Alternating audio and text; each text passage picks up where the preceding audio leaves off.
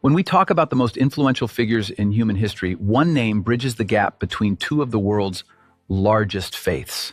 But the way he is viewed, that is where the story gets deeply fascinating. To Christians, he is Jesus Christ, the Son of God and the Savior of humanity. To Muslims, he is Isa Al-Masih, one of the most revered and beloved prophets of Allah. Both revere him, both await his return, but their fundamental theological beliefs about his nature are entirely different. Today, we are looking at the miraculous birth of Maryam, And how the Quran and the Bible describe the exact same miracle in uniquely different ways. It is a story of humility, a king born in the lowest of places. But when you turn to the 19th chapter of the Quran, a chapter named entirely after her, Surah Maryam, the scene shifts dramatically. In the Islamic tradition, there is no journey to Bethlehem, no Joseph, and no manger. Maryam is entirely alone. Seeking solitude, she withdraws to a remote place in the east. And when the pains of childbirth drive her to the trunk of a palm tree, she experiences a moment of profound, very human despair. She cries out, wishing she had been forgotten before this happened. It is here, in her darkest moment of isolation, that Allah provides a miracle meant only for her.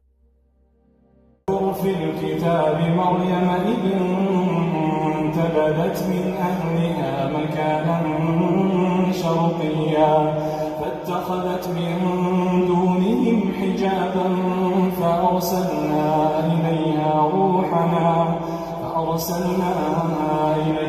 روحنا فتمثل لها بشرا سويا قالت إني أعوذ بالرحمن منك إن كنت تقيا قال إنما أنا رسول ربك لأهب لك غلاما زكيا قالت أنى يكون لي غلام ولم يمسسني بشر ولم أك بغيا قال كذلك قال ربك هو علي هين ولنجعله آية للناس ورحمة منا وكان أمرا مقضيا فحملته فانتبذت به مكانا قصيا فأجاءها المخاض إلى جذع النخلة قالت يا ليتني مت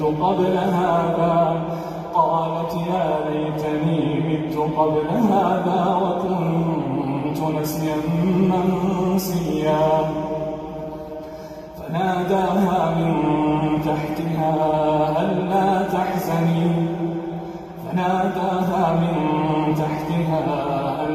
تحزني قد جعل ربك تحتك سريا وهزي إليك بجذع النخلة تساقط عليك رطبا جنيا فكلي واشربي وقري عينا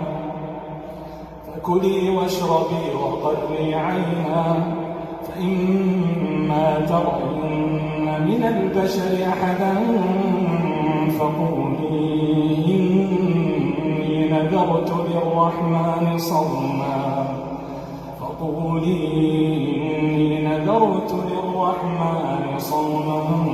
فلن أكلم اليوم إنسيا. A voice calls out from below her, telling her not to grieve. A stream of water miraculously appears at her feet, and she is told to shake the trunk of the mighty palm tree, causing fresh, ripe dates to fall around her for nourishment.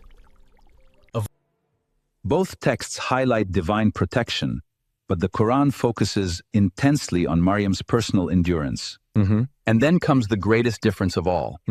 When Maryam returns to her people carrying the infant Isa, they accuse her of a terrible sin. She does not defend herself. Following divine instruction, she simply points to the newborn baby in her arms. And according to the Quran, the infant Isa speaks from the cradle. فأتت به قومها تحمله قالوا يا مريم لقد جئت شيئا فريا يا أخت هارون ما كان أبوك امرأ سوء وما كانت أمك بغيا فأشارت إليه قالوا كيف نكلم من كان في المهد صبيا قال إني عبد الله آتاني الكتاب وجعلني نبيا وجعلني مباركا أينما كنت وأوصاني بالصلاة والزكاة ما دمت حيا وبرا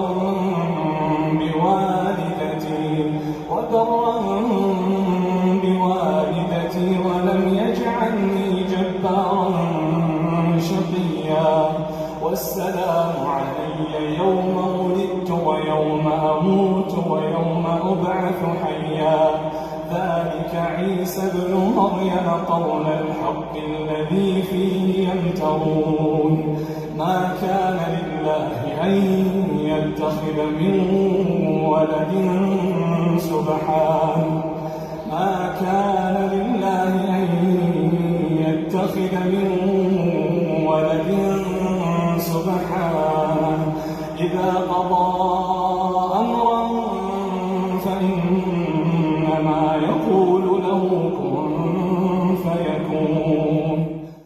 His very first words are a defense of his mother's honor, declaring himself a servant and prophet of Allah. In the Bible, his first miracle is turning water into wine years later. In the Quran, his first miracle happens when he is just days old, protecting the woman who bore him. As Jesus, or Isa, grows into manhood, both scriptures agree that he performed astonishing miracles, healing the blind, curing lepers, and even raising the dead. But there is a distinct difference in how these miracles are framed. In Christian theology, these miracles are often viewed as of his divine nature. But in Islam, there is a recurring phrase attached to every miracle he performs. Bi-idnillah, by the permission of Allah. The Quran even adds miracles not found in the canonical Bible, like Isa breathing life into a clay bird, but always emphasizing that he acts as a prophet channeling God's power, not as God himself. And this distinction leads us to the final days of his earthly mission, and the single largest theological divide between the two faiths. Christianity hinges entirely on the crucifixion and the resurrection. But in Islam, the idea that Allah would allow one of his prophets to be humiliated and killed on a cross is rejected. The Quran is explicit. Chapter 4, verse 157 states, "They did not kill him, nor did they crucify him, but another was made to resemble him to them." Instead, Islam teaches that Isa was raised up to the heavens, bodily and alive. Two completely different narratives for the end of his time on earth. Yet beautifully, both faiths agree on what happens next. At the end of days, he will return. It is a story that binds billions of people together, even in their differences.